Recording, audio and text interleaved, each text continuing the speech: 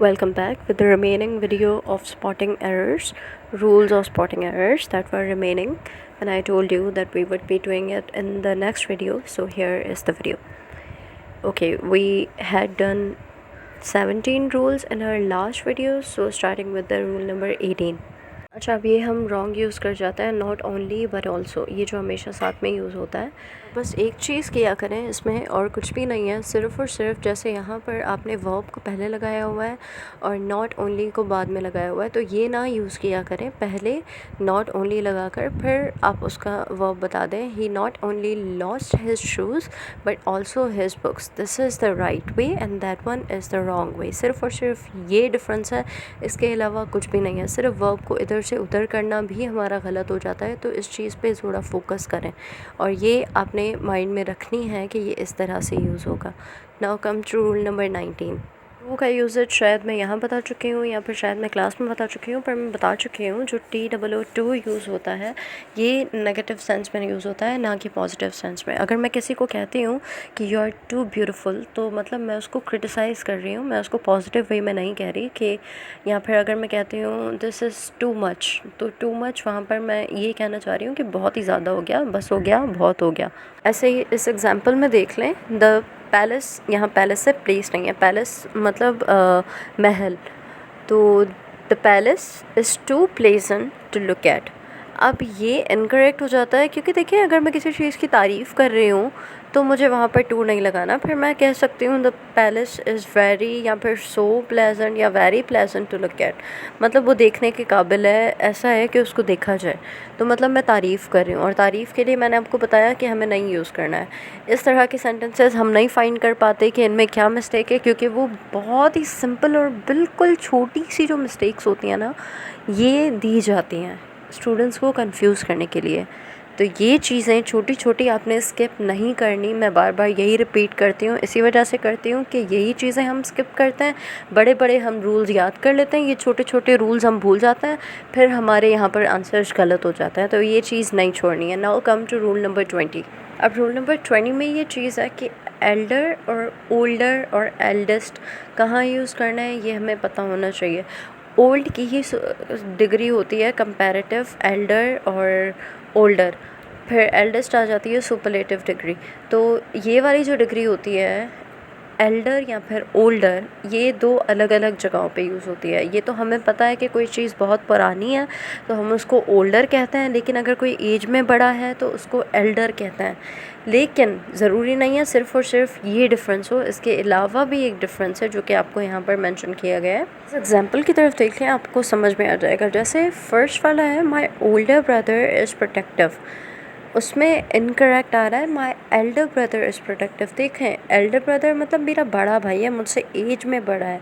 जब मैं as refer कर रही हूँ और कह रही हूँ कि ये मुझसे बड़ा है एज में, तो वहाँ पर मैं एल्डर यूज़ करूँगी, ना कि ओल्डर।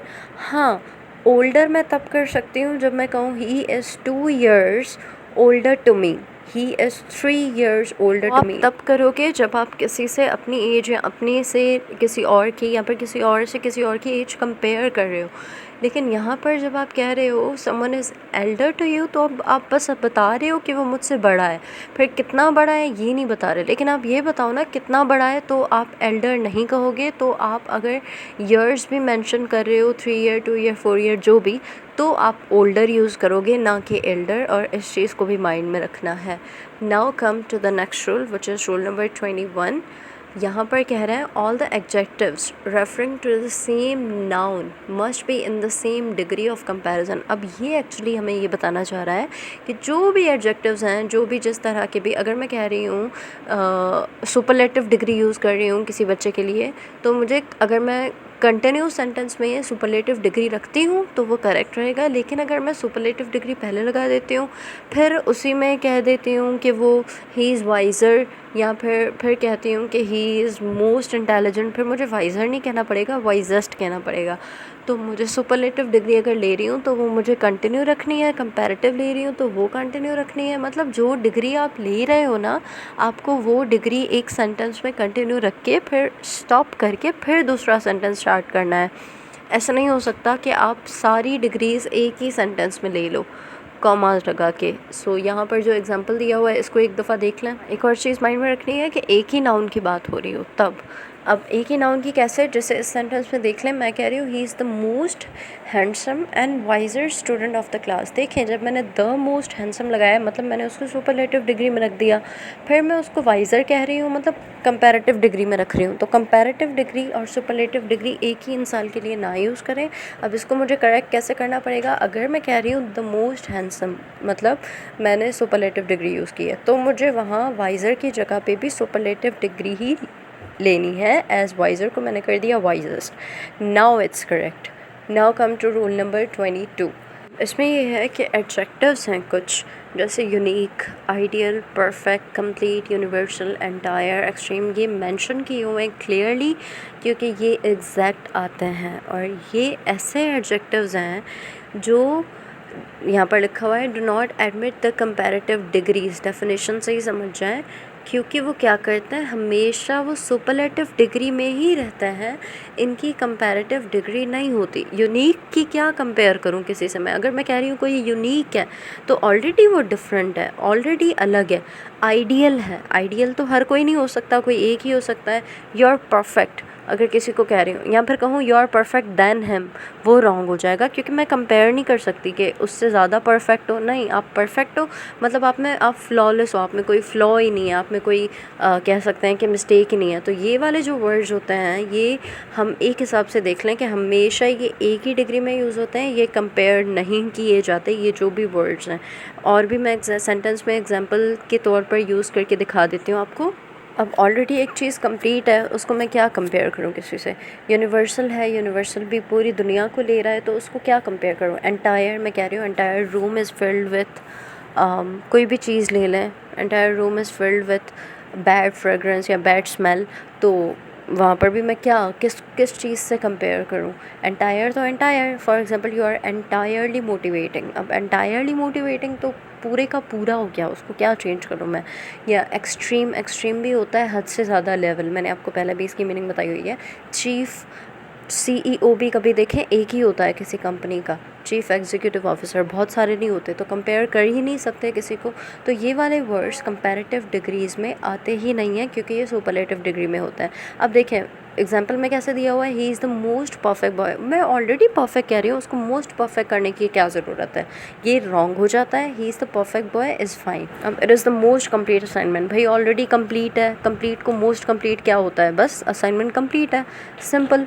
तो इस तरह से यूज़ करें। Now come to next rule.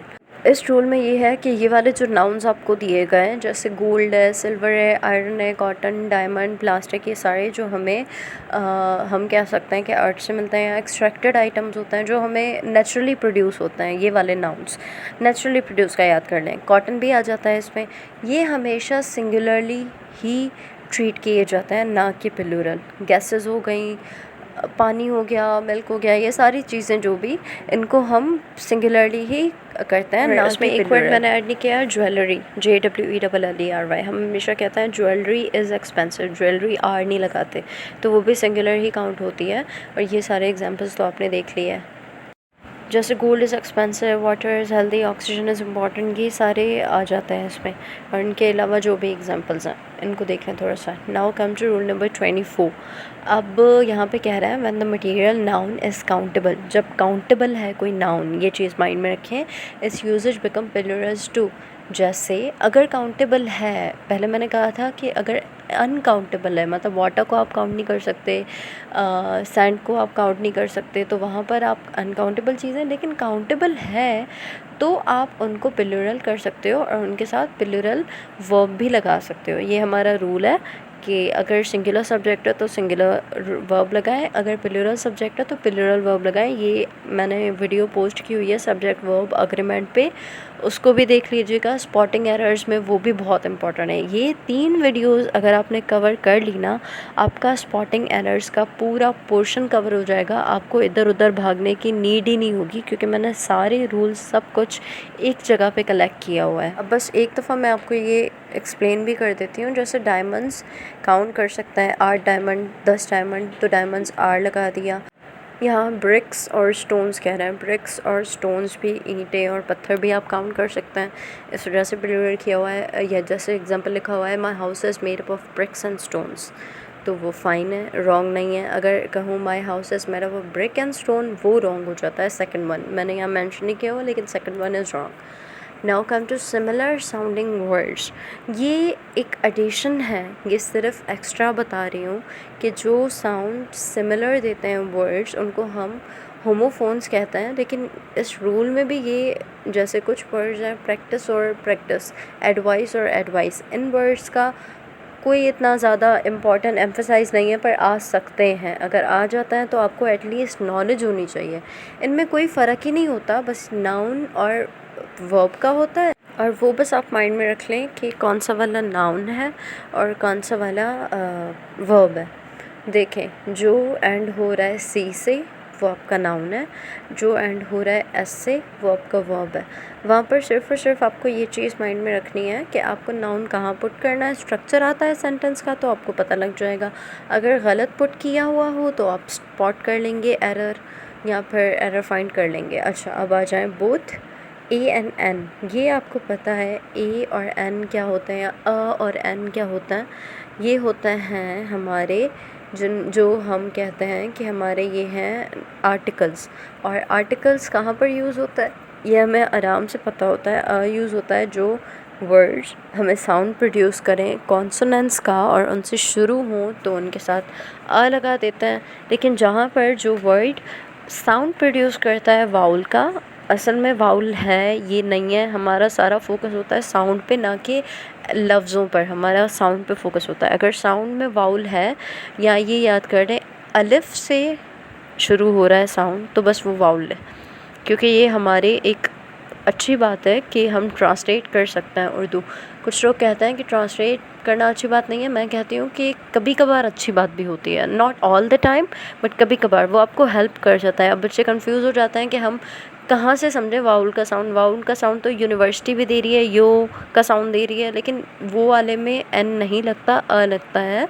ये मैं कॉन्सोनेंट और वाउल का डिफ्रेंशिएशन पहले भी बता चुकी हूँ, बस इन चीज़ों का याद रखें। अगर आपको नहीं पता है ये सारे डिफ्रेंशिएशंस, तो आप वीडियो में जाकर, दूसरी वीडियो में जाकर देख सकते हैं। वहाँ पर वाउल, कॉन्सोनेंट और इन सब का डिफरेंस बताया हुआ है, एन और द का। क्योंकि यहाँ पर मैं इतना ज़्यादा एक्सप्लेन नहीं कर सकती, क्योंकि ये उस लेवल पर नहीं है, बिल्कुल बेसिक लेवल पर नहीं है। लेकिन अगर आपके नहीं समझे हुए तो आप वहाँ जाकर देख सकते हैं। अच्छा, नाउ कम टू दिस। और ये तो हो गया और एन का एग्जांपल। द यूज़ करना है, कोई स्पेसिफिक चीज़ है, कोई पर्टिकुलर चीज़ है, उसके साथ द लगा लें। जैसे अगर मैं कहूँ द प्राइम मिनिस्टर, तो प्राइम मिनिस्टर एक ही होता है, पर्टिकुलर ही होता है, तो वो द लग जाएगा।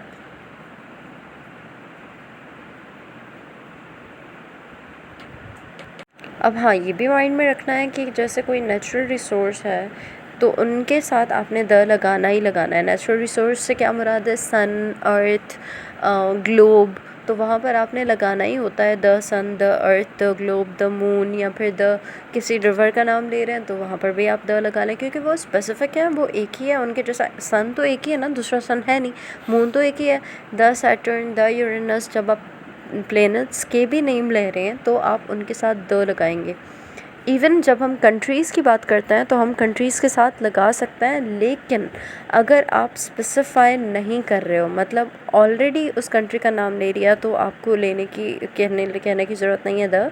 लेकिन अगर नाम नहीं लिया हुआ तो आपको लगाना पड़ेगा। और सुपरलेटिव डिग्री में भी हम द लगाते हैं। अगर किसी को कह रहे हैं ही इज़ बेस्ट, तो ही इज़ द बेस्ट कहूँगी, या फिर ही is the most hard working student in my class, तो वहाँ पर द लगा सकते हैं। सुपरलेटिव डिग्री फॉलो करती है द को। अच्छा, नेक्स्ट देखें।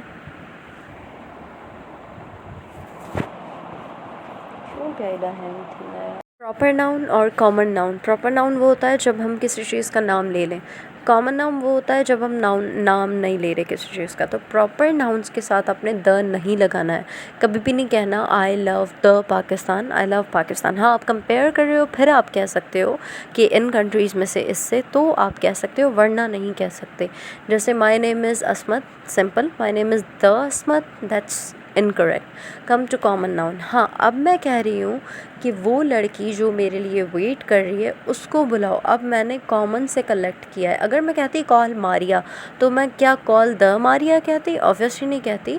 यहाँ पर मैंने इस वजह से लिखा है the girl is waiting for us, लड़की हमारे लिए वेट कर रही है, लेकिन एक ही स्पेसिफिक लड़की है जो वेट कर रही है, इस वजह से द लगाया है।